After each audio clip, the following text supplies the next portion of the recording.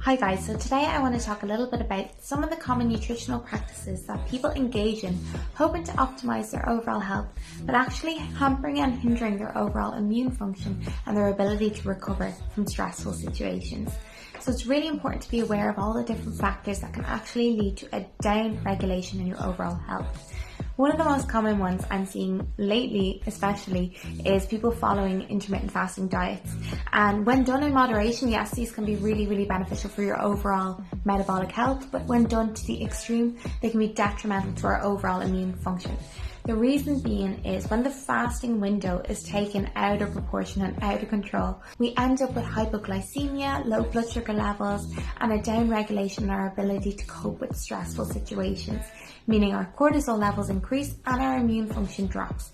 So really important to be aware of the length of fast you're doing and also your feeding window, whether you're getting in enough good quality nutrition in that eating window. Are you eating only junk foods or low density foods in that eating window? Or are you eating good sources of protein, fats, carbohydrates, and high fiber sources of fruits and vegetables? It's really important to be aware of what you're actually consuming in that eating window to help support your fasting window and your overall recovery. So when it comes to then, say, our water intake, really important to be aware of how much water we're taking in for our immune function. The reason being is we produce a salivary enzyme called IgA, which helps to fight off bacteria, which again can cause illnesses, viruses, and flus. So really important to be aware of your overall water intake and your hydration status. Another one that's really common as well is excessive exercise. People using exercise to help cope with stressful situations is absolutely wonderful. It's absolutely brilliant. But when taken to the extreme and people are doing, really long endurance exercise workouts or really intense, stressful, strength-based training workouts and doing them multiple times a day and not actually recovering from them with proper nutrition and rest, we end up increasing our cortisol levels and again down regulating our overall immune function and our immune health.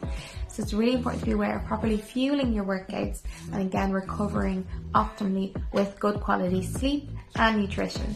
If our sleep is being impacted from low blood sugar levels because of an extended levels of fast or by going on a low carbohydrate diet, that can again increase our overall cortisol levels and downregulate our ability to cope with stressful situations because of imbalances in our blood sugar levels. So really important to be aware of our sleep quality too. When I talk about low carbohydrate diets, one really common one is the keto diet, which is less than 20 grams of carbohydrates per day. And because it's so low, we have no source of fuel to help bring our blood sugars back up if we are struggling with hypoglycemia from excessive stress, or blood sugar dysregulation because of lack of sleep, or because we aren't getting in good quality nutrition, or because we're doing excessive exercise. So when we have poor intake of carbohydrates, we are less able to cope with the stresses that life throws at us, and again it downregulates our immune system from the increase in cortisol and catecholamines like epinephrine and adrenaline. So it's really important to be aware of our carbohydrate intake and getting in good sources of fiber at that.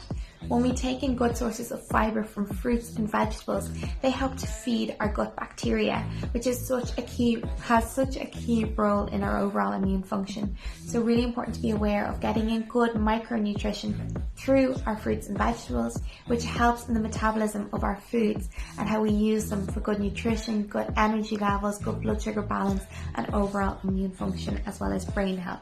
So really important to be aware of the micronutrition we're also getting in through our diet. And then of course talking about protein. When protein is broken down into its essential amino acids, such as glutamine, it helps to build and repair all our cells, particularly the cells of the lining of our gut.